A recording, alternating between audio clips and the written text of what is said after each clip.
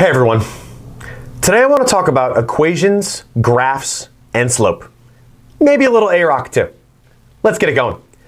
First off, when we talk about an equation of a graph or finding the equation of a graph, we need to remember two key points. Number one, we want to make sure that the equation is in slope-intercept form, y equals mx plus b. We're going to need that for all of these things because that's the easiest way to identify what the equation of the slope is. So I'll write that up here. Y equals mx plus b is going to be the way that we write these lines in an equation form. And the second key point that we're going to have to keep in mind, at least, is we need two really good points, meaning great points, or intersections, meaning I want to know and I want to be able to identify where the line crosses through an intersection, right? And I'm going to do this kind of periodically throughout this video where we'll touch back upon I've got to make sure that line goes through a set of points that I can see, right? So let's take this first example here. Where are two really good points in this graph? Well, there's kind of a lot of them, and you're going to see why in a second. So it's hard for me to see because the little lines are small. It looks like, I mean, right there's a good point. Right here's a really good point too, so right there. And again, it's a good point because the blue line, or the teal line, goes through an intersection, right, like a cross. And then another good point, you see these are all good points though. And again, I'm going to show you why in a second. I'm actually going to go here though, right where the x-axis is. Now, I don't actually need to know what those points are. I certainly could say, well, that's 0, 4, and that's what, 4, 0. I don't need that though. All I need to do is make my 2 points, and then I'm going to go rise over run. So we always start at the leftmost point, the leftmost point, the leftmost point, the left one, the one on the left, the one on the left. Okay, so here's the left, right? Not the right, the one on the left. Now I'm going to count down a couple of units because that's the only way to get to this other point. So how many do I count down? Well, I'm going to count down 1, 2, 3, 4. Down 4 means -4.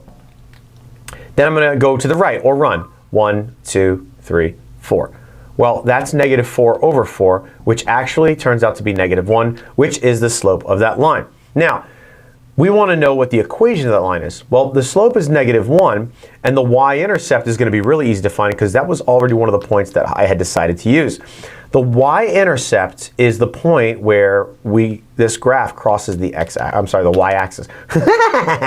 It's the point where this dot crosses the y-axis, and that's going to be at 4. So let's plug in what we know. We know that the y-intercept, or the b value, is 4. That's a positive 4 because it's up. And the slope is -1. Now, you're not going to see it as a -1 on any kind of assessment, quiz, test, or whatever. It's just going to say -x. So the equation of this line is y equals -x plus 4. Okay? Let's move on. And again, we want to do all of these in slope-intercept form. Why didn't you tell... Hey, Titan, why didn't you tell me to not erase? Huh? Now I gotta draw it again. It's supposed to help me out. Okay, so more of the rule. Let's do another example. Oh, looks like I've made this one example 1. How silly.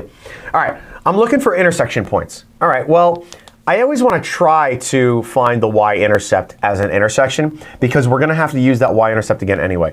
So you see the orange line, how it crosses the y-axis right here, right? So I'm going to make a dot right there. Because again, not only is that going to serve as one of my key points that I want, my great points, but it's also going to serve as the y-intercept. So let's find another good point. Now this is going to be also kind of strange because that's a good intersection point. So is that, so is that, so is that, so is that. And again, that doesn't happen often, but I'll explain why in a minute. So I could just simply take that point. It doesn't matter how close or how far it is from the previous one. It's always going to be the same, right? So what's the slope? Well, I'm going to rise 1 unit, which is 1. That's probably a terrible place to put that one. So 1, right, 1. And over, meaning run 1 to the right. So the slope is 1 over 1, which just is 1. So that's the slope. Now, what's the y-intercept? Well, I already graphed the y-intercept as my plot point, and that y-intercept is -1, right? So my b value is -1. So again, slope-intercept form is y equals mx plus b. So what's the equation of this line? Is the equation of the line, what is the actual line? So it's going to be y equals the slope, which was 1, x minus 1. But again, we're not going to see that 1 here, so it's just going to be x minus 1. So the equation of this line is y equals x minus 1. Let's move on to another one that's going to be a little bit more challenging. All right, so on this one, not every single point is going to work. And the only reason the other two did always work was because the slope was just 1 or negative 1. And that's like a perfectly diagonal line. This is not perfectly diagonal. Even though it's going downhill, it doesn't mean it's diagonal all the way. And here's why. I'm going to find two great points. The y-intercept is going to be one of those great points. But take a look and see what happened here. If I'm going down from the y-intercept, that pink line doesn't actually cross at this axis point. It's a little bit above it. So that's not a good point. It's not even a great point. It's not even an okay point. I'm going to continue to go though. That's not a great point either. You see how that goes through kind of like the middle of this square? No good. That one doesn't go through at all because it goes to the left of what the diagonal would be. That right there though looks like a good point. So I'm going to make a dot right, ooh gosh, that's terrible, right there. And those are my two key points. Now, let's go ahead and count the rise over the run. How many units am I going to count down from this dot? Well, let's count it. 1, 2, 3. That's negative 3. And then I'm going to run 1, 2, 3, 4. So the slope, or m, is negative 3 over 4 for this particular function. So what is the y-intercept? Well, again, if you use your y-intercept as one of your key plot points, we already know what it is, and that's 3, right? Because if that's 5, that's 3, right? Because I went up 3. So the b value is 3. So let's put this all together. We're going to have y equals negative 3 over 4x plus 3. Done deal. Let's continue. Example 3. Wasn't that example 3? No, it wasn't. How silly. All right, whew, this one's really steep. Okay, the y-intercept, again, is where the graph crosses this axis, so it looks like it's going to be right at 0. So the y-intercept is 0, and that's going to be one of my points anyway. So let's see if we can find another key point. Not good at all. Terrible. Not really good. That's better. So it looks like right here is going to be another key point. And again, I'm looking for where the graph, the yellow line, goes through an intersection. That's got to go right through the middle of that intersection, right? So let's count. I'm going to go down 1, 2, 3, 4. So that's negative 4 because I went down 4. And I'm going to run just 1 unit. So it's negative 4 over 1 or just negative 4. So the slope is negative 4. And we already knew the y-intercept, and the y-intercept was 0. So this is going to look a little strange because remember, y equals mx plus b. Well, the b is 0, which means we don't have to write that. So my equation's answer is y equals negative 4x.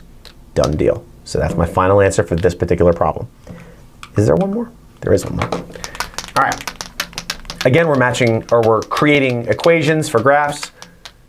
And again, if this was on a quiz or test, you would just be like choosing the correct answer, right? As opposed to creating it yourself. So let's talk about example 4. Hey, example 4, you're right in my face. It didn't go away. That stinks. Okay. Negative 5 is the y-intercept. So I want to grab that. I should edit that out because that's just silly. Like, who tries to bite the example number? Just whatever. All right. Now let's find a good point. No good. Bad. That looks bad. That's terrible. That's probably good. Looks good to me. All right, let's count. We start from the leftmost point, the leftmost point, the leftmost point. 1, 2, 3. Whoa. 1, 2, 3, 4, 5. Up 5. Over. 1, 2 to the right. So 5 over 2 is the slope. And again, when you make the first point the y-intercept anyway, we can just use that. So that was negative 5, right? So the y-intercept here was negative 5. So let's put it together. The equation of this line is y equals 5 over 2x minus 5. All right, let's move on. So when we talk about equations, graphs, and slope, we clearly have to remember how to do slope. So I gave you the formula here, and slope and AROC are the same exact thing. It just means two different types of slope, but they're still exactly just slope, right? So the formula is y2 minus y1 over x2 minus x1. So let's do a couple of examples. Example 1, find the slope of the line that passes through the points negative 8, negative 2. Hey, Titan, could you have made this any smaller? Huh? Negative, what? Sometimes he talks back. Negative 8, negative 2, and negative 1, negative 3. I want to label my points though, right? And that's one of the key things to not make a mistake. So -8 is x1, -2 is y1, -1 is x2, and -3 is y2, right? So let's plug it into the formula. The y2 value is -3, minus sign built in, y1 value is -2. So I am double signing here. It's okay. x2 is -1 minus x1, which is -8. They're all negatives too. Blame the dog. Make them one big plus sign each. Use a calculator if you're not sure. -3 plus 2 is -1, and -1 plus 8 is 7. Brain stopped working. -1/7 is the slope of this question. Can't simplify, can't do anything else. No decimals, right? All right, number 2. Find the slope of the line that contains f of 0 equals 46 and f of 8 equals 76. Someone really smart must have come up with that. So what I'm going to do here is I'm going to label my points. F of 0 means f of x. So this is my x1 value, okay? Because remember, function notation is where I'm going to be replacing your typical x and y values with the function of x, meaning f of x equals y. So it's in order of x and y still, just like in the alphabet, right? X comes before y. And this is going to be my y1 value. 8 is going to be my x2 value, and 76 is going to be my y2 value. I'm still using the slope formula for this type of problem. So let's go ahead and do it. y2 is 76 minus y1, which is 46. And that's going to be over 8, which is x2, over 0. I'm sorry, minus 0, which is x1. So this is going to be 30 over 8. Now, I can simplify this because they both have a 2 in common. So I'm going to divide by 2 on top and divide by 2 on bottom, which is going to give me 15 over 4, which is my final answer, okay? So 15 over 4 cannot get simplified. Please don't give me a decimal or give your teacher a decimal. It's going to make them have a fit. So please just make it as the improper fraction, okay? Let's move on. Example 3. Given we have a function, f of x equals 7x minus 8, find the AROC for the interval 4 to 6. Okay, well this is a little more challenging, right? So we're still going to be substituting values in, but what are those values? When you're given interval, these are both x values. 4 just happens to be x1, and 6 just happens to be x2. We're going to plug them into the formula here, or the equation, to find our y1 and our y2. So let's go ahead and do that. 4 is my first x value, so let's plug it in. Then I'm going to have here 7 times 4 minus 8, which is 28 minus 8, which is 20. So when the x value is 4, my y value is 20. Now I'm going to do the same thing for the second number of x, which is 6. So I'll go ahead and start this off. 7 times 6 minus 8. Okay, well we've got 42 minus 8, which is 34. All right, so 6 comma 34 is my second point. So what I'm going to do now is I'm going to use the slope formula. x1, y1, x2, y2. All right, so I'm going to do it over here. I'm sorry, going the wrong way. 34 minus 20 over 6 minus 4, which is going to give me 14 over 2, which is 7. So for number 3, given this equation with these two x values, the average rate of change, or the slope, is 7. Now, number 4, I'm going to have you try it on your own. And this is a quadratic function, it doesn't matter.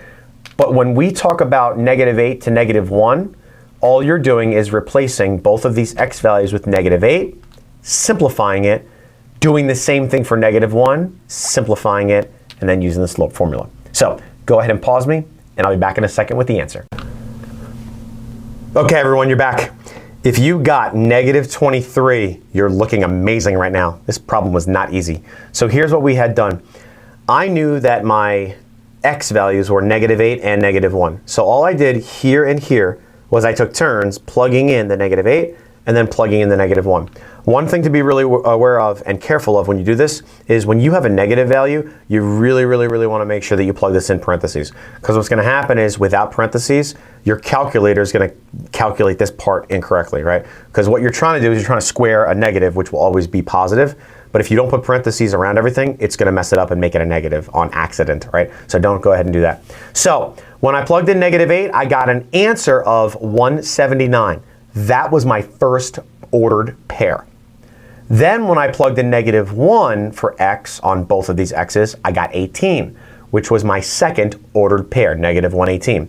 We used the slope formula to solve for it after I labeled my points, and I got -23.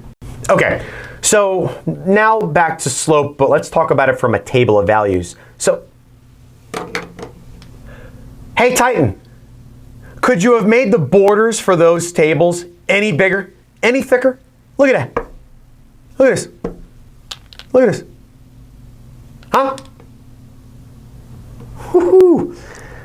I'll tell you what, I keep trying to tell you to do the right thing. It was ridiculous. Example 1. Write the equation of the line represented by the table below. Okay, well, what's the equation?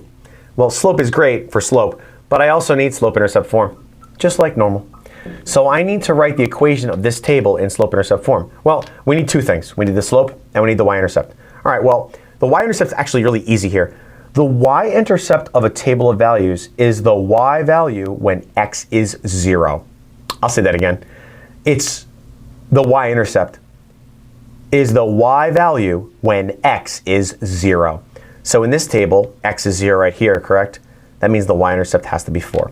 So in this particular equation, example 1, my y-intercept is +4. Now, let's take a look at the slope. So I've got 0 and 5 for my x values, 4 and 6. Now, it looks like it's doing the same thing every time, right? It's consistent, right? So we don't need to pick specifics. We can pick any two sets of pairs we want. So I'm just going to pick the first two that I see. So 0 here is going to be my x1 value, and 5 is going to be my x2 value. 4 is going to be my y1 value, and 6 is going to be my y2 value. So let's go ahead and plug it into the formula. y2 is 6 minus y1, which is 4.